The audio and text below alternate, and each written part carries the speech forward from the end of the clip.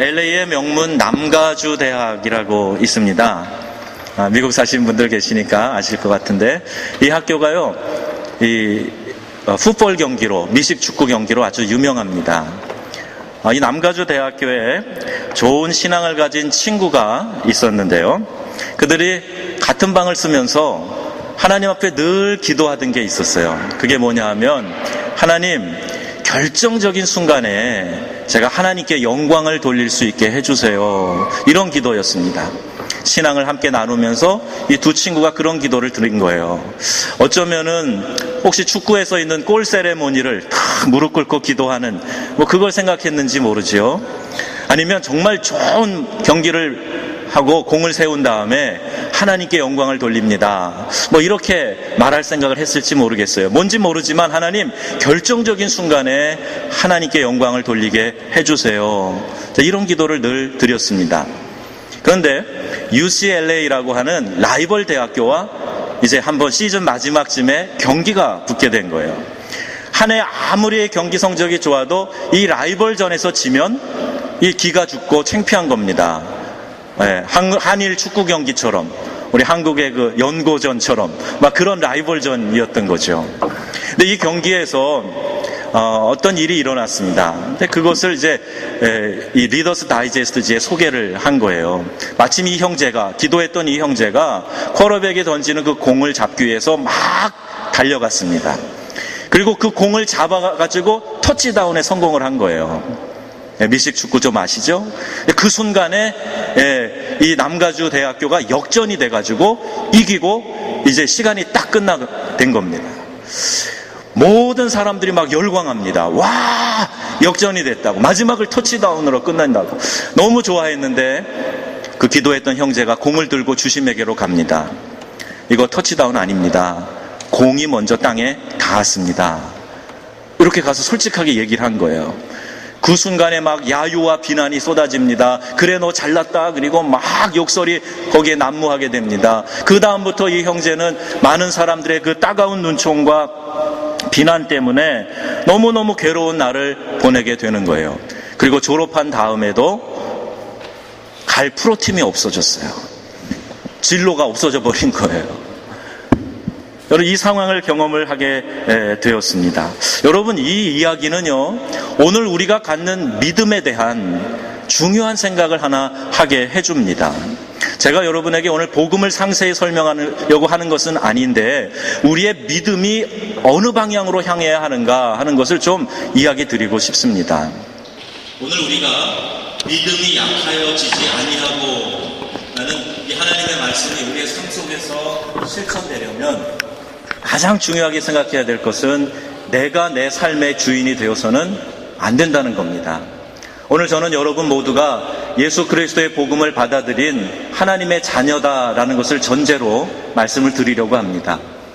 여기서 복음을 설명하는 1, 2, 3, 네 가지의 그 영적인 원리에 대하여서 내가 아직도 이해가 안 되고 예수님을 나의 개인의 구주로 받아들이지 않았다면 물론 그 앞에 단계부터 먼저 거쳐야 됩니다. 그런데 내가 하나님의 자녀가 됐고 복음을 받아들인 사람이 되었다면 이제 그러면 어떻게 믿음의 생활을 할 거냐, 어떻게 내 믿음이 약해지지 않고 다시 새로워지고 다시 힘을 얻는 그런 믿음 생활을 할 것인가, 우리가 그 전제로 이야기를 나누려고 하는 겁니다. 여러분, 제가 한번 여러분에게 이렇게 여쭤보고 싶습니다. 여러분, 기도하는 대로 다 되셨습니까?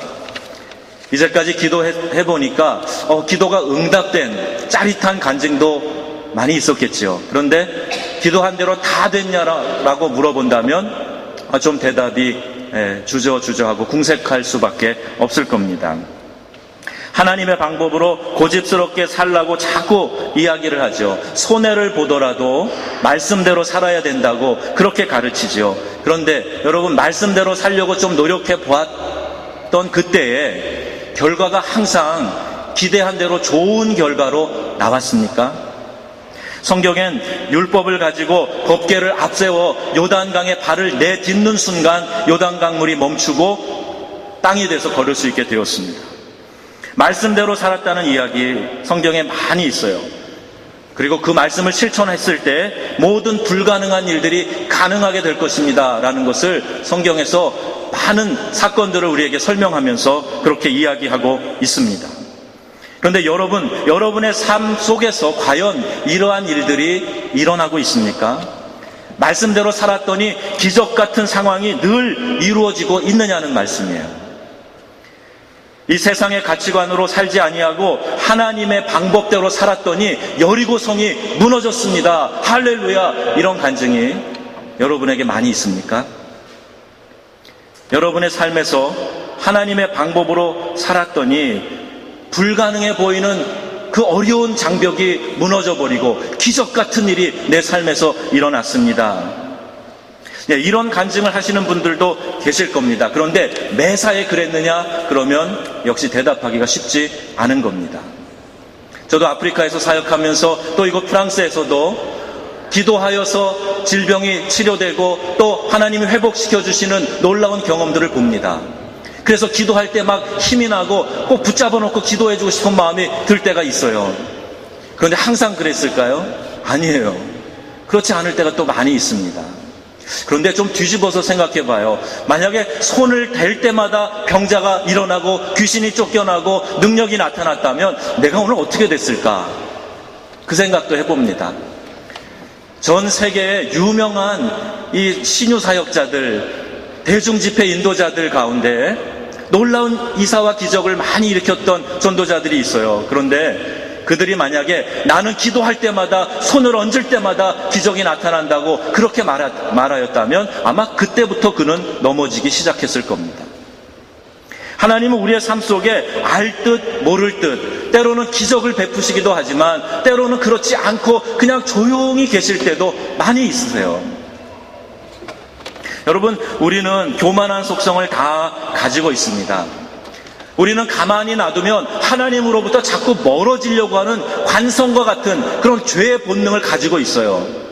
그래서 하나님의 다루심, 하나님의 훈련이 우리의 인생에 끊임없이 우리를 추적하고 우리를 따라오고 계신 겁니다. 여러분, 욥의 고난을 아시죠? 동방의 의로운 자이고 큰 부자였습니다. 그런데 그 욥이 모든 것을 일시에 다 잃어버렸어요. 재산뿐만이 아니라 10자녀를 다 잃어버립니다. 아내도 그를 떠나버립니다. 근데 욥이 뭐라고 말합니까? 주신 자도 여호와시요 취하신 자도 여호와시니 여호와의 이름이 찬송을 받으실지로다. 이렇게 고백해요. 그런데 욥의 아내는 뭐라고 얘기합니까? 그의 아내가 그에게 이르되 당신이 그래도 자기의 온전함을 굳게 지키느냐? 하나님을 욕하고 죽으라. 이렇게 얘기하고 떠나가 버렸어요. 여러분, 어느 쪽 고백이 더 마음에 가십니까? 어느 쪽 고백이세요? 체면 때문에 그래도 욥의 고백이지요, 이렇게 대답하실 거예요. 그런데 이 욥의 아내의 고백도 우리가 그렇게 무시하기 어렵다는 얘기예요. 왜? 가끔 우리 마음에 그런 생각이 들 때가 있기 때문이에요. 하나님 어디 계신 겁니까 도대체? 하나님 한두 번도 아니고 어떻게 이렇게 모든 것을 다 쓸어 가십니까? 왜 모든 출구를 다 막아버리십니까? 하나님 계신 것 맞습니까? 마치 욥의 아내와 같이 그런 말을 하고 싶을 때가 우리 마음 가운데 생긴단 말입니다. 여러분, 기도가 많이 나오는 성경이 시편입니다. 시편의 기도는 두 종류로 좀 구별해서 나눠볼 수가 있는데요. 첫 번째는 주님께서 내 원수의 목전에서 내게 상을 베푸셨나이다 하는 거예요. 반전과 그 반전을 통한 놀라운 승리, 하나님이 나를 그 많은 어려움 속에서 원수의 손에서 건져내 주셨다, 하나님을 높여드리는 그 통쾌함, 그것이 나옵니다. 그런데 여러분, 이것보다 더 많은 횟수의 기도가 어떤 것이 있냐 하면은요, 이런 기도예요. 어찌하여 악인이 흥왕합니까? 견딜 수 없나이다. 이런 기도가 시편엔 더 많이 있습니다. 의인으로 살아간다는 것은 견딜 수가 없습니다. 너무나 힘듭니다. 도대체 하나님 이게 어찌된 조화입니까? 이런 탄식의 기도가 많이 나온다는 거예요. 여러분은 어느 기도에 더 마음이 가십니까? 통쾌한 반전이 있는 기도, 여러분 그것만 좋아하시죠? 그런데 그 더 많은 분량에 어찌하여 하나님 침묵하십니까? 어찌하여 원수가 흥황합니까? 이런 부분 여러분 어떻게 읽고 계세요? 저는 가끔 이 후자의 기도에 시선이 많이 갑니다. 믿음이 때로는 적어서 그런지 모르겠어요. 목사니까 항상 나는 긍정적이고 항상 반전하고 항상 승리할 거다, 이거에 대해서만 확신을 갖고 다른 쪽을 그냥 간과해야 되는 것입니까? 아닌 것 같아요. 목사에게도 어려움이 있습니다. 여전히 어려움, 고난 존재하고 풀리지 않는 하나님의 뜻을 찾는 순례의 과정이 분명히 있습니다. 풀지 못하는 일들이 있을 때 성도들의 기도를 같이 하면서 그 성도의 삶 가운데 발생하는 일들이 도대체 해답을 얻지 못하고 답답할 때가 있습니다. 내 눈앞에서 좋은 열매로 결과가 나타나지 않을 때 많이 지칩니다. 그럴 때 저는 욥의 아내의 그 고백이 마음에 와 닿아요. 이 시편의 의문을 제기하는 것 같은, 아니 원망하는 것 같은 그런 기도를 생각하게 됩니다. 이럴 때 드는 생각, 여러분 이런 생각 드시지 않으세요? 도대체 내가 엉뚱한 거 믿고 있는 거 아닌가? 내가 잘못 짚고 그러고 신앙생활 하는 건 아닌가? 내가 믿는 하나님은 정말 살아계신 하나님이 맞는가? 이런 의문이 생기신 적이 단 한 번도 없으십니까? 목사인 저는 그런 의문이 들 때가 있습니다. 하나님, 이 사건에서는 하나님 도대체 개입을 안 하시는군요. 하나님 침묵하시는 이유가 무엇입니까? 욥의 아내처럼, 시편 기자의 탄식처럼 그렇게 기도 드릴 때가 있어요. 그게 제 꼴이고 제 모양입니다. 목사라고 믿음 있는 척하지만 여러분처럼 계속 싸우는 삶을 살고 있습니다. 어떤 때는 부끄러워요. 항상 나는 넘어서서 승리한 얘기를 하고 싶은데 과정을 겪고 있는 것도 많이 있기 때문입니다. 이번에 제가 좀 위로받은 건 있어요. 뉴저지 초대교회에서 우리 장로님, 권사님, 작년에도 오셨던 분들이 오셨는데 우리 하루 같이 교제를 했습니다.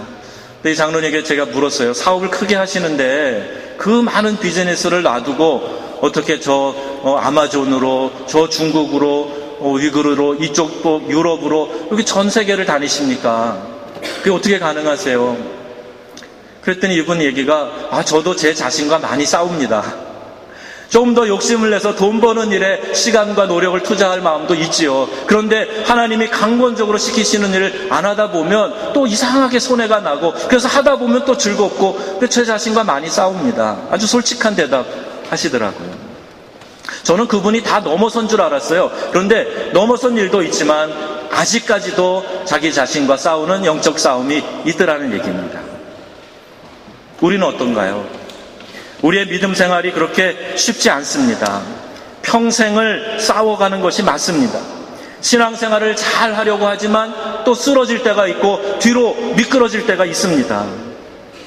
많이 다짐을 하지만, 그러나 우리의 믿음 생활이 언제나 승리하고 언제나 우리는 굳건하고 그렇지 않단 말이에요.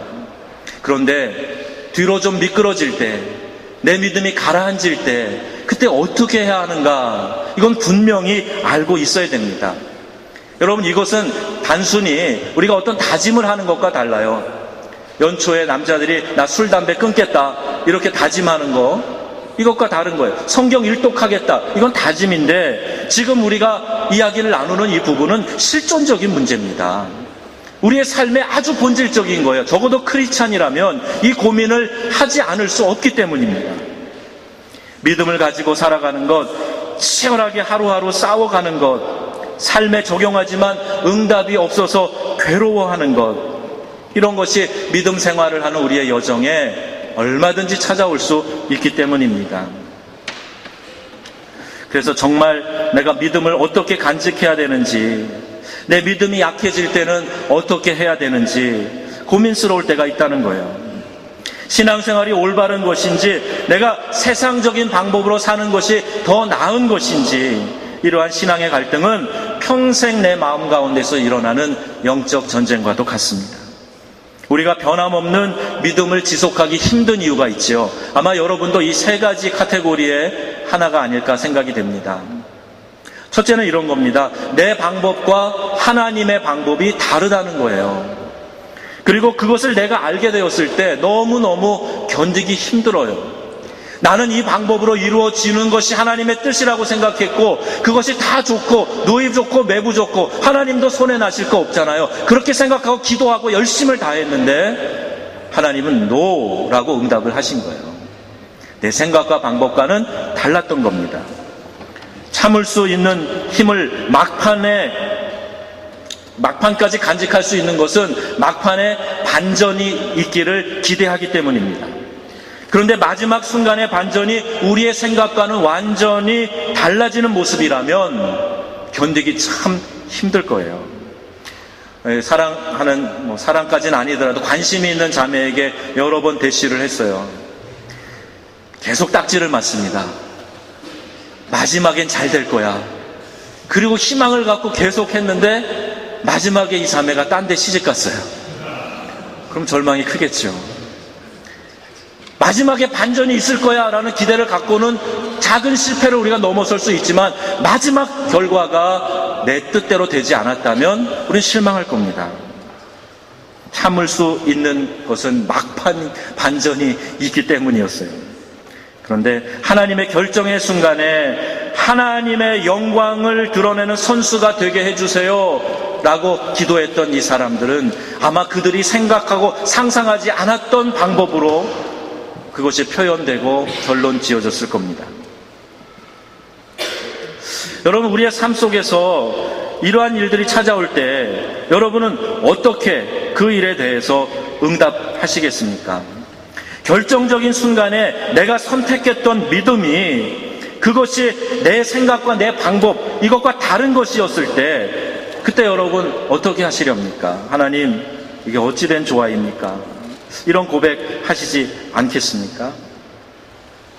모든 것을 다 잃어버렸을 때 내가 견딜 수 있는 힘은 마지막에 이것을 다시 회복할지 모른다라는 그 희망 아니겠습니까? 하나님이 더 큰 재물 주실지 몰라. 그래서 지금의 손해를 감내하고 인내할 수 있는 것 아니겠습니까? 그런데 만약에 마지막조차도 이루어지지 않는다면 우리의 평소의 신앙은 무엇을 의미하게 되는 것일까요? 정말 힘들지 않겠습니까? 지난주에 제가 다시 한번 펴서 읽은 책이 있는데 이런 제목의 책입니다. 나는 정직한 자의 형통을 믿는다. 이 제목이에요. 그래서 우리 한국교회 존경받는 목사님이 몇 분이 아티클을 하나씩 쓰시고 기업인 중에서 우리 이랜드의 박성수 회장님, 그 장로님하고 또 참존 화장품 김성주 회장님, 이 두 분이 아티클을 3개씩 썼더라고요. 거기 보니까요, 아주 많은 실패가 있었어요. 김성주 회장 같은 분을 보니까 이제 비즈니스를 한국에서 시작하려고 막 하는데 사람들이 다 그런 얘기를 해주는 거예요. 여자로서 사업을 시작하는데 당신 몇 가지 우리 사업할 때 꼭 필치 못한 게 있다고 알려주는 겁니다. 술 잘 마셔야 돼요. 그 다음에 촌지, 뇌물 잘 줘야 비즈니스가 된다는 거예요. 이분은 이것을 하지 않기 위해서 막 각고의 노력을 한 겁니다. 몇십 번을 찾아가도 만나주지도 않아요. 상품을 좀 넣으려고 해도 입점시켜주지 않아요. 끊임없이 찾아가 조릅니다. 그리고 다른 방법으로 자기가 생각하는 정직하고 선한 방법으로. 그런데 그 사이에 수없이 많은 실패가 있었어요. 그리고 마지막에 오늘의 그 기업 성주 인터내셔널 이런 걸 이룬 겁니다. 이랜드 박성수 회장 지난번에 소개드린 대로 이분은 이중장부 쓰지 않겠다, 정직하게 하겠다 그랬는데 그것 때문에 어려움 많이 겪었죠. 육체의 연약함 경험하고 경제적인 한계 경험하고 그랬지만 그 고집 가운데 마지막 반전은 외국에서 들어온 이 자본을 나눠주는 회사가 이 회사를 발견하고 엄청난 자원을 빌려줘가지고 회사가 일어나게 됐다는 거 아닙니까? 마지막에는 아주 멋진 반전이 있었어요. 근데 전 이 책을 읽으면서 마음 한구석에 이런 생각이 들어왔습니다. 만약에 마지막 반전이 없었다면 사람들이 이 책을 좋다고 읽었을까? 이분들이 이것을 간증이라고 책에 냈을까 하는 생각이에요. 오늘 우리의 생각 가운데 좀 교정돼야 될 것이 있습니다. 이 땅에서의 반전을 너무 많이 기대하고 있어요. 만약 하나님께서 이 땅에서 반전시켜 주시지 않으면 우리의 엔딩이 이 땅이 아니라 영원한 하나님 나라에 갔을 때 그때 결말되어진다면 중간중간에 우리가 겪었던 실패는 다 가치가 없는 실패입니까? 우리는 인생을 잘못 사는 겁니까? 아니잖아요. 오히려 그렇게 살다가 이 방법이 아닌 것 같아서 나는 세상의 방법으로 가겠습니다 라고 타협한 방법, 그것이 오히려 실패한 삶을 산 겁니다. 마지막 엔딩이 이 땅에 주어지든지 아니면 저 영원한 하나님 나라에서 주어지든지 그것을 개의치 않고 오늘 내가 손해를 감수하고 하나님의 말씀대로 살겠습니다라는 결단을 갖고 살아간다면 오늘 우리는 승리의 삶을 사는 줄로 믿습니다. 이것이 오늘 우리 크리스찬들이 생각해야 될 내용이에요. 내 방법이 반드시 옳다, 반전은 반드시 이 땅에 있어야 된다. 누가 그렇게 가르쳤어요? 아닙니다. 하나님은요, 하나님의 방법대로 하시는 거예요. 무엇이 최선인지는 하나님이 더 잘 아십니다. 두 번째, 이런 일이에요. 이 신앙생활을 지속하기 힘든 이유는 나의 시간과 하나님의 시간이 다르기 때문입니다. 그리고 그걸 알게 되었을 때 참 마음이 괴로워요. 하나님, 이때쯤에는 반전돼야 되는 것 아닙니까? 하나님, 이때쯤에는 문제가 해결돼야 되는 것 아닌가요? 평안이 주어져야 되는 것 아닙니까? 하나님 반응이 없으신 거죠. 언제까지 인내하며 참아야 하는지, 하나님이 나를 외면하신 것은 아닌지, 그렇게 마음의 고민이 될 때 믿음이 약해지고 신앙 지속하기가 쉽지 않은 겁니다. 또 이런 이유도 있을 겁니다. 내 신앙 때문에 내 주변 사람들, 특히 내 자녀가 어려움을 겪게 될 때, 그때 우리는 믿음이 약해집니다. 나 하나 고생하고 불이익 당하는 거는 괜찮아, 감당할 수 있어. 그런데 자식이 무슨 죄라고 내 신앙 때문에 내 자식이 불이익을 받게 된다면 나는 신앙을 유지하기 어려울 거야. 이런 생각이죠. 각종 오디션과 콩쿠르가 주일에 있을 때 어떤 선택을 할 것인가. 학교에서 행사가 있어서 아이들 나오라고 할 때 교회 가서 예배드리게 하는 게 하나님의 뜻일 텐데 어떻게 해야 될까? 이 결정이 그렇게 쉽지가 않은 겁니다. 현실의 문제 그리 만만하지 않습니다. 자녀들이 예수 믿지 않는 사람과 결혼하겠다고 이 배우자 후보를 데리고 왔을 때 그때 부모의 마음이 어떻겠습니까? 부모의 신앙 때문에 나의 사랑하는 자녀들이 고민해야 된다면 그때 우리의 마음이 어떻겠냐는 거예요. 부모로서 마음이 참 무거울 겁니다. 이것이 변함없는 믿음 생활을 유지하는 데 찾아오는 세 가지 고비예요. 신앙을 갖는 것, 어떤 분은 정말 어렵게 가졌겠지만 어떤 분들은요, 신앙을 시작하는 건 좀 수월하게 하셨어요. 그런데 신앙을 유지하는 거, 내 믿음이 약해지지 않고 신앙생활하는 거, 이거는 그리 만만하고 쉬운 게 아니란 얘기입니다. 저절로 되어지는 게 아니에요.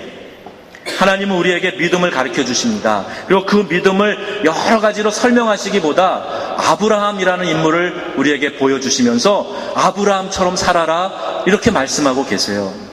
아브라함이 어떤 믿음의 결단을 했는가, 어떻게 그를 우리가 믿음의 조상이라고 부르는가, 이것을 그의 삶의 예를 통해서 가르쳐주고 계신다는 거예요. 그의 믿음의 행동을 앞에 전제한 세 가지 우리의 신앙을 약화시키는 요인과 한번 접목시켜서 한번 생각해 보겠습니다. 첫 번째 이런 거죠. 그는 75세 때 하나님의 명령을 의지해서 모든 것을 버리고 가나안으로 떠났습니다. 내 방법과 하나님의 방법이 다르다고 할지라도 하나님이 너는 너의 본토 친척 아비집을 떠나 내가 내게 지시할 땅으로 가라 했을 때 지체 없이 떠났어요. 물론 처음부터 아주 굳건하게 용기 있게 한 번에 성공하지 않았습니다. 그런데 두 번째 부르실 때 그는 성공했어요.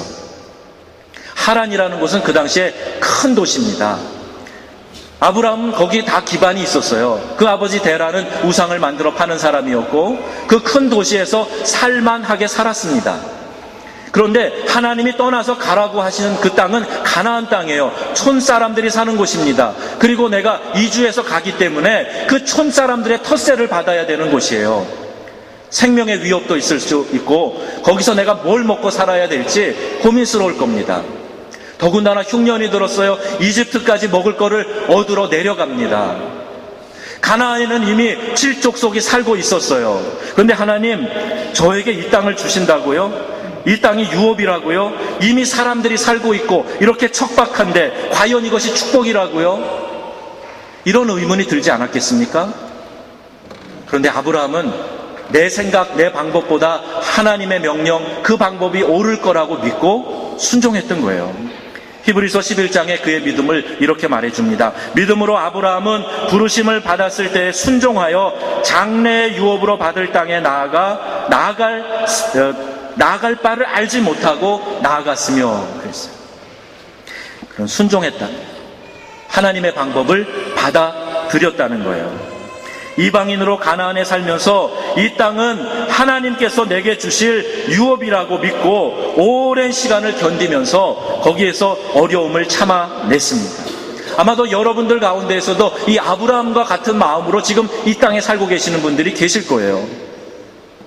기득권을 포기하고 사람의 생각으로는 이것이 성공이 아니라 변방으로 밀려나는 비참한 생활이라고 생각이 될지라도 우리의 민족과 자녀들을 세워주시려는 하나님의 방법이라고 믿고 따랐던 겁니다. 여러분, 오늘 우리도 내 방법, 내 계산에 맞지 않아도 하나님이 말씀하시는 것, 이것이 진리인 줄 알고 따라가시는 믿음의 사람들이 되시기를 축복합니다. 두 번째는 이런 거죠. 하나님이 기뻐하시는 그 믿음의 행위는요, 100세의 아들을 낳았다는 겁니다. 성경엔 아브라함이 분명히 그것을 믿었다라고 말하고 있어요. 오늘 본문 로마서에 보면 아브라함이 바랄 수 없는 중에 바라고 믿었으니 그랬어요. 이는 내 후손이 이같으리라 하신 말씀대로 많은 민족의 조상이 되게 하려 하심이라. 100세에 자기도 늙고 자기 아내 사라도 늙고 애를 낳을 수 있는 가능성이 없는 상태에서 그는 믿음이 약해지지 않고 하나님의 말씀을 믿었던 거예요. 히브리서 11장 11절에 이것을 이렇게 설명합니다. 믿음으로 사라 자신도 나이가 많아 단산하였으나 잉태할 수 있는 힘을 얻었으니 이는 약속하신 이가 미쁘신 줄을 알았습니다. 여러분, 하나님이 선하시다고 믿으십니까? 정말 믿으세요? 오늘 우리 예배 전에 찬양한 것처럼 좋으신 하나님, 그 가사대로 여러분 믿으십니까? 사라가 하나님을 믿었던 것처럼 하나님이 미쁘신 분임을, 좋으신 분임을 믿었던 것처럼 우리가 믿는다면 우리는 오늘 믿음이 약해지지 아니하고 새로운 믿음이 우리 안에서 솟아나게 될 줄로 믿습니다. 100세의 사라, 100세의 아브라함, 90세의 사라, 아들을 낳을 것이다 말씀하셨을 때 이 처음 약속이 주어졌을 때는요 75세 되던 때, 아브라함이 75세 때 얘기하신 것, 그때 들었어도 부담이 됐는데 정말 하나님이시라면 76세에는 아들 주셔야 되는 거 아니에요? 근데 없었어요. 80세가 됐습니다. 정말 하나님 맞아요? 하나님이 내게 하신 말씀이 맞습니까? 어느 때입니까? 90세가 됐어요. 주실 것입니까? 안 주실 것입니까? 그래서 막 열도 받지 않겠습니까? 25년의 기다림, 결코 짧은 시간이 아니에요. 여러분, 기도 응답을 위해서 지금 인내하고 기다리시고 있는 것 몇 년쯤 기도하셨습니까? 20년 넘은 기도 제목 혹시 아직 응답 안 돼서 기도하고 있는 것 있으세요? 아브라함 25년 기다려서 약속한 아들을 얻었습니다.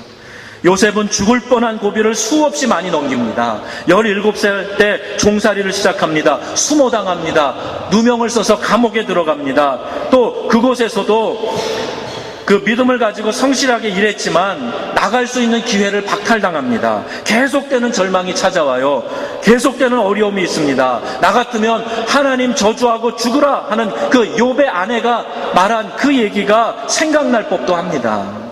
그러나 그 가운데에서도 13년 동안 죽을 고비를 수없이 넘기면서도 하나님을 향한 믿음을 굽히지 않았습니다. 믿음은 만만하고 수월하게 지켜지는 것 아니지만, 그러나 우리가 믿음을 지키기로 작정할 때 하나님께서는 그와 같은 힘과 능력을 베푸시고 보호해 주신다는 거예요. 그것이 또 하나의 우리가 갖고 있는 보장입니다. 세 번째, 아브라함이 하나님 앞에서 칭찬받을 만한 믿음을 보여준 것은 100세에 낳은 아들을 제물로 바치라는 겁니다. 하나님의 때를 기다리면서 오래 내 때와 하나님의 때가 달라도 참고 기다렸던 것. 그런데 그건 통과했는데 세 번째, 내가 정말 사랑하는 이 아들, 25년 기다려서 얻은 이 아들을 제물로 바치라는 하나님의 말씀에 대해서는 이거 정말 너무하신 것 아닙니까? 이 생각 안 들었을까요? 아브라함은 우리가 믿음을 유지해 나가기 가장 힘든 이 세 가지를 극복하면서 마지막에 그가 믿음의 조상으로 인정받는 거예요. 그리고 그가 믿을 때 아브라함은요, 하나님이 이렇게 놀라운 은혜 가운데 주신 이 아들 데려가셔도 다시 자손을 주셔서 하늘의 별과 같이 바다의 모래와 같이 번성하게 해주실 신실하신 하나님이야, 이걸 믿었던 거예요. 쉬운 일은 아니었을 겁니다. 이런 아브라함의 경험을 거쳐야 하나님께 인정을 받는다 한다면 여러분 한번 해보시겠어요? 한번 여러분의 믿음을 하나님 앞에서 결단하고 도전하고 세워보시겠습니까? 지금까지 참아오고 인내하고 신앙생활하고 한 게 아까워서라도 뭔가 좀 결론 내야 되는 것 아닙니까? 성도들이 인내하며 지켜야 할 믿음을 다시 생각해 보았는데 참 마음에 부담이 찾아왔습니다. 가슴이 아팠어요. 믿음을 지키세요 라고 말하는 게 그렇게 만만하고 쉬운 얘기가 아니라는 것을 깨달았기 때문입니다. 믿음을 지키라고 자꾸 강조하는 목사의 입장도 쉽지가 않아요.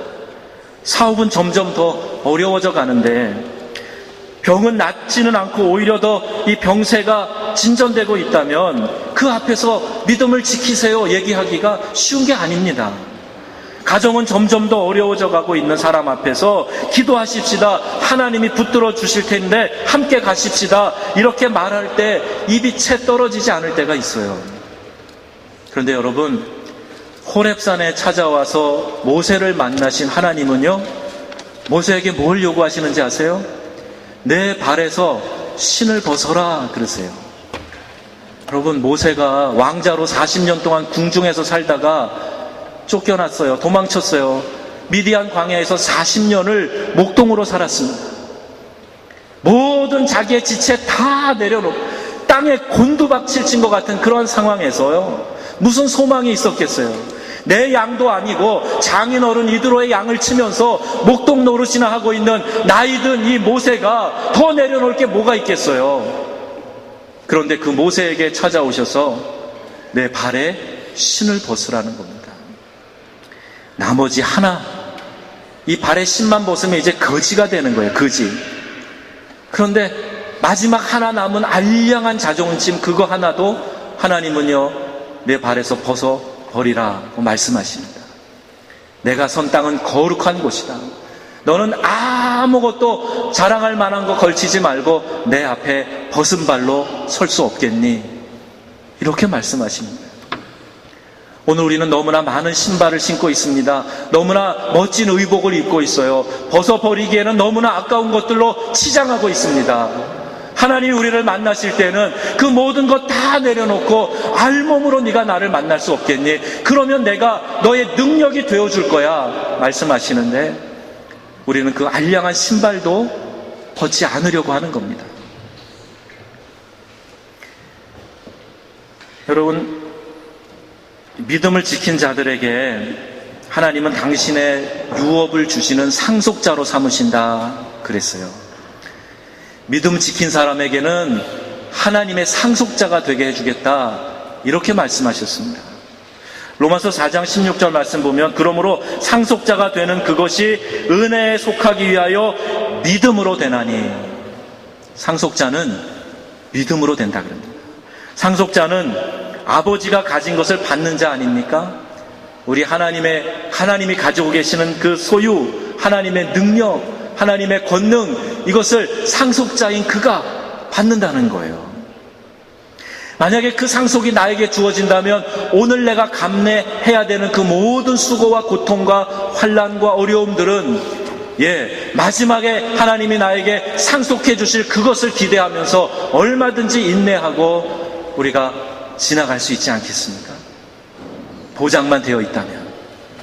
저 자매가 나에게 시집 온다는 보장만 되어 있다면 나는 물을 끼얹어도 따귀를 맞아도 어떤 수모를 당해도 견딜 거야. 보장만 있다면. 그런데 하나님은 우리에게 믿음을 가진 자는 상속자가 되게 해주시겠다 말씀하고 계십니다. 여러분, 저도 약합니다. 그런데요, 우리가 같이 한번 격려하면서 함께 가봤으면 좋겠어요. 아직 우리 중에 그 누구도 아브라함이 경험했던, 모세가 경험했던 이런 경험의 자리로 나아가 본 분이 혹시 계신지 모르겠어요. 별로 없는 것 같아요. 그러면 우리는 아직도 그러한 하나님의 그 놀라운 예비하심을 경험할 수 있는 기회를 가질 사람들이란 말입니다. 성경은 말합니다. 아브라함과 같이 믿음으로 나아갈 때 상속자가 될 수 있다. 아브라함을 위해서가 아니라 이 말씀을 주신 이유는 우리 모두를 위해서예요.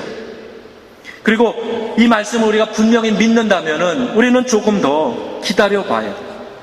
우리 조금 더 인내해봐야 됩니다. 그리고 조금 더 한 발자국 더 하나님과 같이 동행해 보시자고요.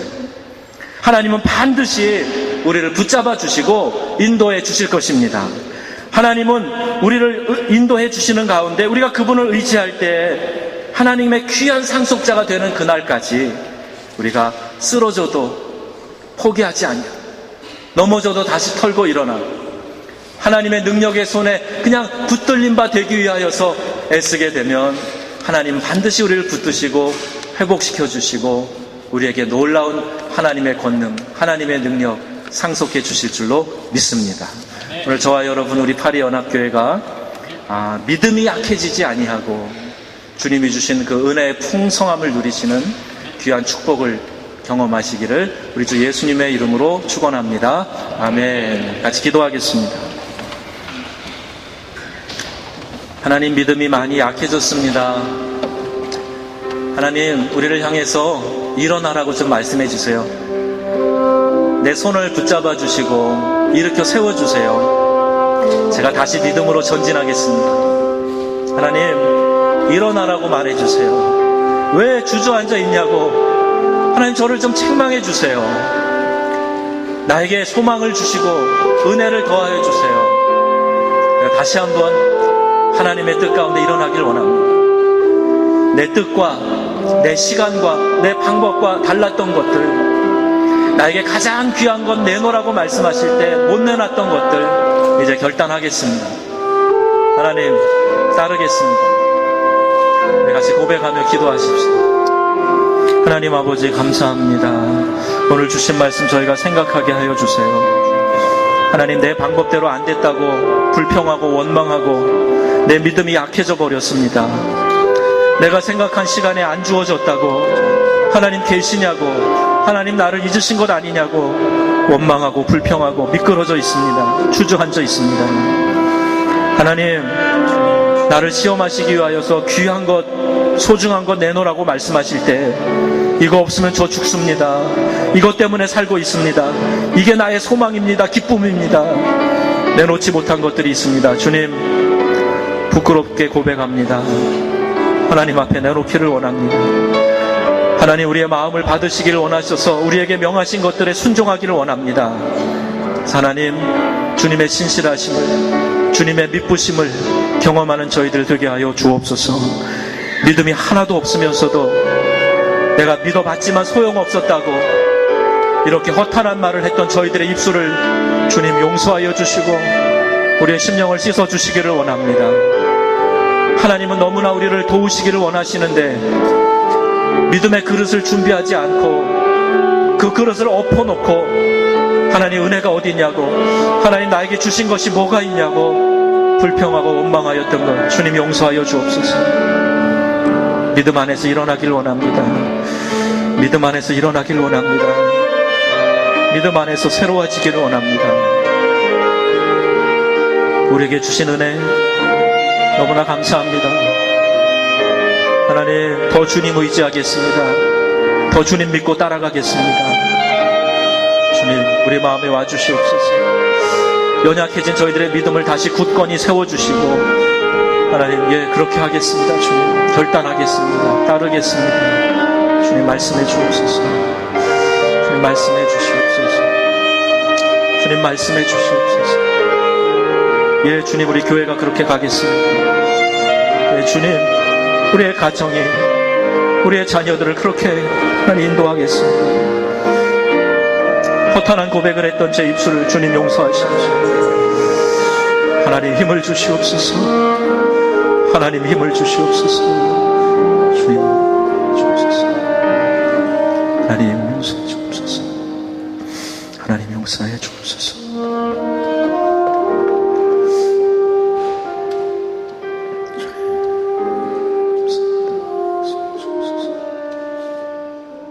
예수님.